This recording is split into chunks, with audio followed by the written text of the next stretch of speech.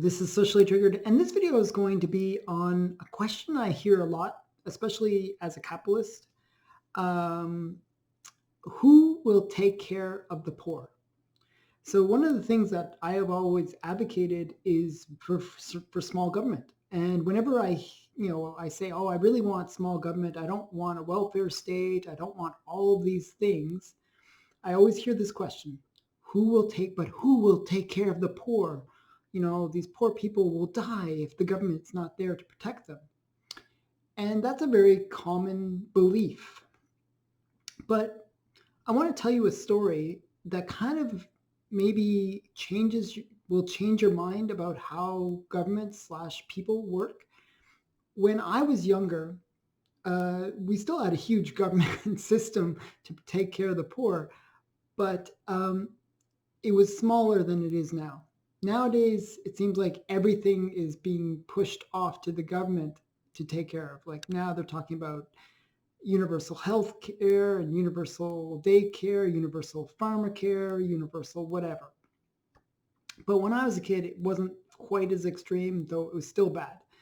Um, and I remember one of my childhood friends, actually a girl that we almost dated. It was like really close. We almost dated. Um, she had a terrible accident. She was jumping off a cliff into water. And normally that's an okay thing because, there was water, but she didn't jump properly and she hit the rocks at the bottom. And as a result, she was paralyzed. It was very tragic. And everyone in the town felt really bad for her. She was very young. And for this to happen, it was devastating. So what happened was the town rallied. We, all raised money. We all did different fundraising things, and all the kids would go around knocking on doors and selling things and bake sales. And there was just so many things that we did to raise money. And the reason we raised money was her house was kind of like on the top of this hill, and it needed a wheelchair ramp in order to get into the house. And she needed, a wheelchair, and she needed all these things because now her life had changed. So we rallied and we raised a whole bunch of money, and some people actually contributed their time to help build some of the stuff that she needed, and it got it done. We got it done, and she wasn't ever able to walk again, but at least we were able to help take care of her. And that's how things used to be. Where people in the community would take care of others. And nowadays, what people would do is say, oh, okay, well, she can take care of herself. The government will take care of her. And she can, her parents would have to write off to the government and say, hey, we need, this compensation to get a wheelchair ramp and blah, blah, blah. And then they would hope that the government would give them the money and things would happen. And what ends up happening is you hope that is, that all those things get taken care of by the government, but you're never sure if that's actually what happens. And a lot of waste happens in between because, everyone is taxed across the country, and some money goes to, administration and all these things. And then you hope that that money actually gets to the person that you're trying to help in the first place. And that's how it is on a massive scale with these welfare systems. It's a huge bureaucracy that handles all of it. And then you hope that the people that need the money and need the support are given the support, but you're never sure. You never know because it's sort of a mystery. And what it does is two things.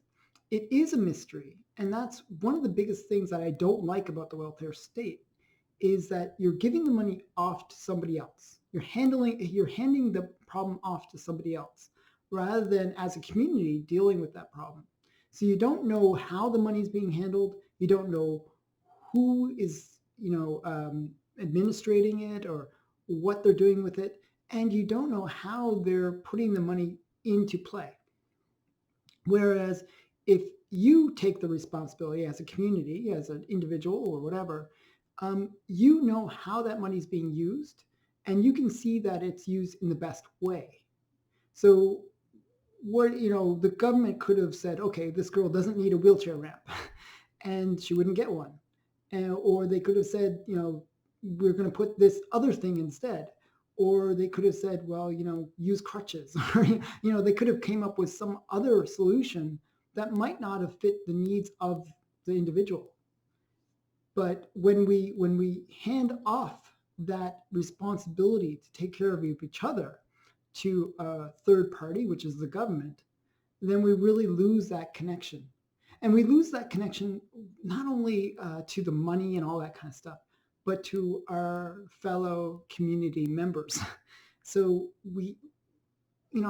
when we did that activity, not only did we, help this girl, but we helped each other because we bonded as a community. We saw that there was this tie between each other in this community where we're all helping each other. We can all kind of rely on each other when things are tough. When we sort of delegate that responsibility to somebody else, we lose that connection. And I think we are, as a society, weaker for it. Um, so who will take care of the poor? Well, in a society where there's very limited government, it's us. It's our responsibility.